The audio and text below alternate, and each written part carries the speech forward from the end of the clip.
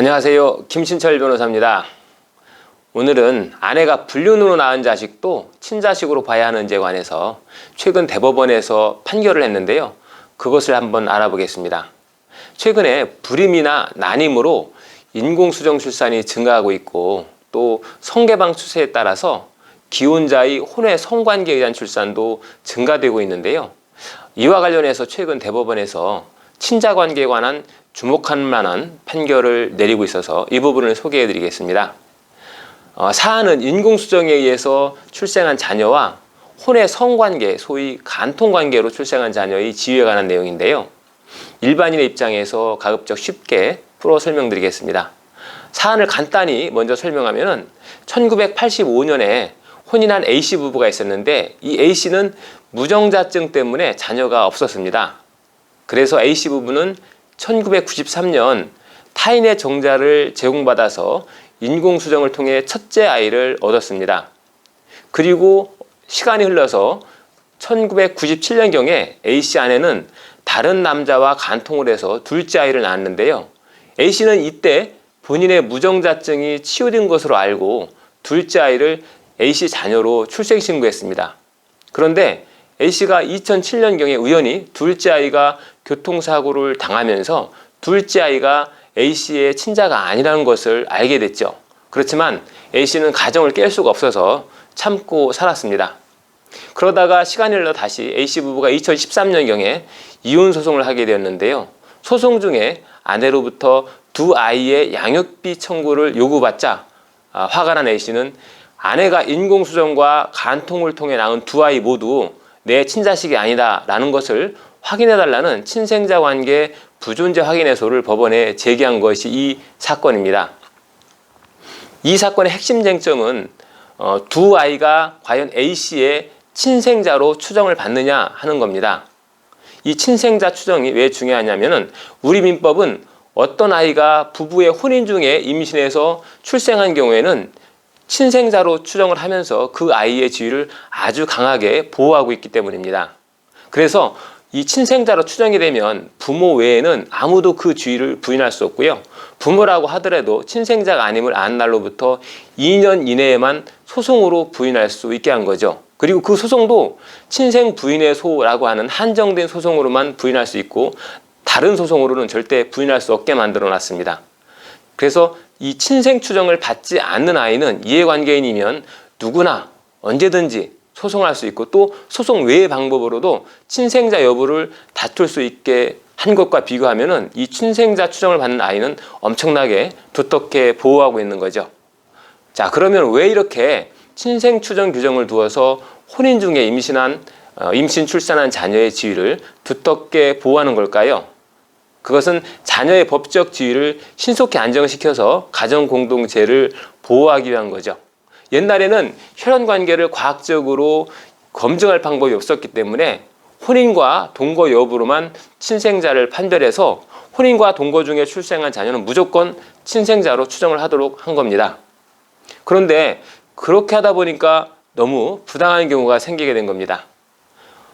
예를 들어서 남편이 5년간 사우디아라비아에 근로자로 파견되어 갔다 와 보니까 아이가 하나 태어나 있는데 보니까 자기를 닮지 않고 옆집 아저씨를 닮고 남편과는 너무 안 닮은 거예요. 남편과는 소위 발가락만 닮은 거죠. 이런 경우에도 혼인 중 출생한 자녀니까 이 아이도 남편의 친생자로 추정받는다 하면은 너무 부당하겠죠. 그래서 대법원이 아주 예외적인 경우에 친생 추정을 깰 수 있는 이론을 만듭니다. 그게 바로 부부가 따로 사는 등 외관상 명백한 사정이 있는 때, 이런 때는 친생 추정을 하지 않겠다 하는 예외 이론입니다. 그러니까 남편이 장기간 해외로 파견 나가 있는 사이에 아내가 임신했다 하면 이건 누가 봐도 남편의 자녀가 아니라는 것이 명백한 외관이 있다고 봐서 친생 추정을 배제할 수 있도록 한 거죠. 이 예외 이론에 따르면 남편뿐만 아니라 할아버지도 자기 손자가 아닌 것을 부인할 수도 있고요. 2년이 지났어도 부인할 수 있게 되는 거죠. 자, 그러면 이 사건에 돌아와서 보겠습니다. 이 사건에서 보면 인공수정에 의해서 출산한 첫째 자녀는 어떻게 될까요? 부부가 혼인 중에 임신한 자녀로 친생 추정을 받을 수 있을까요? 이에 대해서 대법원은 첫째 아이와 같이 인공수정 자녀로 혼인 중에 임신한 자녀는 남편의 자녀로 보아서 친생 추정을 했습니다. 인공수정이 남편의 정자가 아닌 비록 제3자의 정자를 이용한 수정이지만 남편이 동의해서 임신한 이상 두텁게 보호할 필요가 있다고 본 거죠. 이 부분은 사실 남편이 동의해서 가족 공동체를 구성하기로 한 것이니까 뒤에 남편이 친생자가 아니라고 부인하면서 소를 제기한다고 하면 신뢰의 원칙상 맞지 않겠죠. 그래서 이 첫 번째 아이는 친생 추정으로 아이를 보호해야 한다 하는 결론에는 별 이견이 없었습니다. 문제는 이 둘째 아이입니다. 남편은 둘째 아이가 태어나자 본인의 무정자증이 완치돼서 본인의 친자인 줄 알았는데 둘째 아이가 2007년경에 교통사고를 당하면서 친자가 아닌 것을 확인했죠. 그리고 다시 6년이 흘러서 부인과 이혼 소송을 하면서 그때 비로소 이 아이가 내 아이가 아니다라고 주장하면서 친생자 관계 부존재 확인의 소를 제기한 거죠.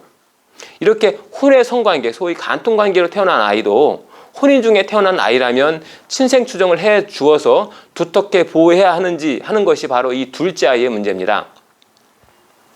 이 사안에 대해서 대법원의 다수견에는 혼외자인 이 둘째 아이도 친생 추정을 받는다라고 인정을 했습니다. 그래서 부모만이 친생 여부를 다툴 수 있고 그것도 2년 이내에 친생 부인의 소로서만 다투어야 한다라고 판단한 거죠. 그래서 남편이 안 날로부터 2년이 지나면 남편뿐만 아니라 할아버지 할머니 누구도 다툴 수 없고 양육비도 지급해줘야 되고 나중에는 상속도 해줘야 한다 하는 결론에 이른 겁니다. 그러나 이러한 다수 견해에 대해서는 비판적인 견해가 많이 있습니다.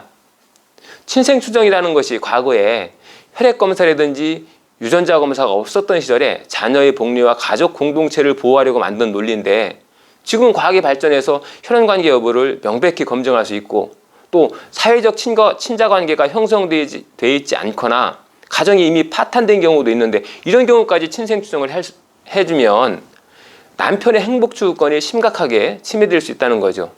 또 하나는 이 간통으로 태어난 자녀의 생부가 있을 수가 있는데 이 간통으로 태어난 자녀를 양육하려는 생부가 이 둘째 아이를 자기 자녀로 인지하지도 못하고 기를 수도 없고 상속도 못 해주니까 어떻게 보면 이 간통으로 태어난 아이의 생부의 행복 추구권도 침해된다고 보는 겁니다.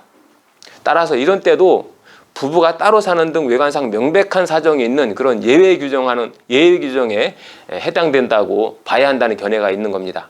이 견해에 의할 때는 A씨와 둘째 아이 사이에 유전자 검사에 의해서 혈연 관계가 없는 것이 명백하고 또 가정이 이미 다 파탄나 있어서 보호할 사회적 친자 관계가 없기 때문에 A씨는 2년이 지나서도 친생자 관계 부존재 확인의 소송을 통해서 둘째 아이와의 친자 관계를 소멸시킬 수 있게 됩니다.